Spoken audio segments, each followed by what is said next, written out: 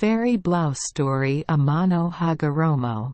The image of girls is present in many Japanese cultures.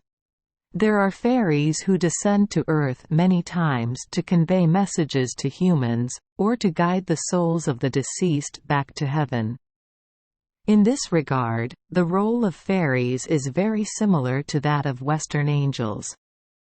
Once upon a time, there were fairies who descended to Earth on the shore of a certain lake.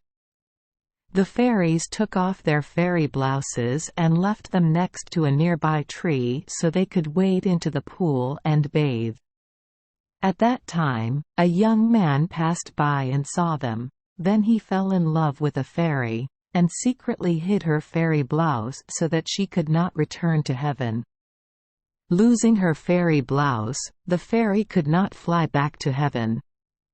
While she was crying, he called out and took her home. Some time later, the two got married and lived happily together.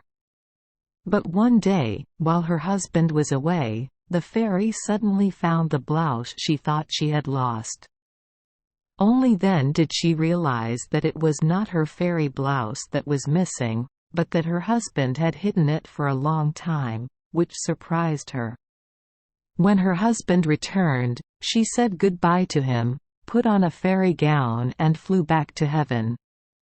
The heartbroken husband cried and called the fairy's name, but there was no way to make her stay. Thank you for joining us for today's fairy tale. We hope these stories bring joy and meaning to your day. If you love our channel, please hit the subscribe button so you won't miss any exciting tales. Wishing you a good night and sweet dreams. See you in the next story.